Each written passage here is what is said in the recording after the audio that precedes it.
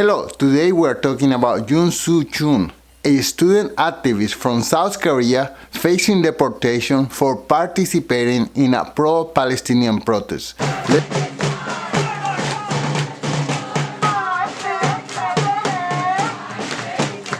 This is a case about free speech, immigration policies, and the legal limits of activism. Now, what happened here, Barnard College issued a statement, and by the way, Barnard College is a sister college to Columbia University. Barnard issued a statement saying that there was a small group wearing masks who, quote, physically assaulted a Barnard employee, sending him to the hospital earlier tonight, where he remains at this hour. Now, Yunseo Chung has lived in the United States since she was only 7 years old. She's a legal permanent resident, but she's not a citizen yet. Recently, she was arrested for participating in a demonstration inside Barnard College, which is a liberal arts college affiliated with Columbia University. The protest escalated, police got involved, and several people, including Yunseo Chung, they were arrested. And here comes a big conflict. Because she's not a US citizen, ICE is now seeking to deport her. But in response, she's suing the Trump administration, trying to prevent her removal from the United States. And for that, the Trump administration is seeking to detain her and deport her. Which is why attorneys for Yunseo Chung went to court today to ensure that their client, a 21-year-old student at Columbia, will not be detained or deported. ICE officials had gone to her family's home and to her campus residence, but failed to find her. So this is what happened. Wednesday of last week, a group of protesters staged a sit-in at the college, and they were chanting "Free Palestine," and they were covering their faces with masks and keffiyehs. And not long after that, the school was forced to lock down the building, and of course, this disrupted the classes that were going on at that moment.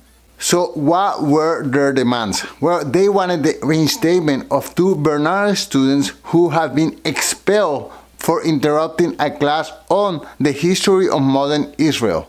And during that incident, they also distributed flyers, one of them which was showing a jackboot crushing a Star of David. 1. Amnesty for all students disciplined for pro-Palestine action or thought. Drop all the charges now. The Trump administration has made it clear that it's cracking down on pro-Palestinian demonstrations, especially when non-citizens are involved. And for Chung, this isn't her first run-in with college disciplinary action. Last year, she was cited for putting on posters accusing Columbia University of being complicit in genocide. Now, let's talk about the legal side of this. The First Amendment protects free speech and peaceful protest, but it does not protect illegal actions. Here comes some of the key boundaries when it comes to protesting. Yes, you can speak out, organize, and protest peacefully. But no, you cannot block access to buildings or classrooms. That interferes with operations and can be considered trespassing.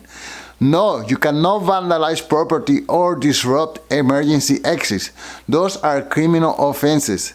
And no, you cannot make threats or incite violence. That is never protected by the First Amendment. If students want to protest effectively, they need to understand these boundaries. Otherwise, they risk serious consequences, including, in cases like this, potential deportation. So, what do you think? Should Yunseo Chung be deported for her involvement in this protest? Or is this an overreach by immigration authorities? I will tell you what I think. I think she deserves a second chance. But at the same time, I think this is a great lesson for her and for other students who are thinking about breaking the law. Let me know your comments and see you soon. Until soon. Peace.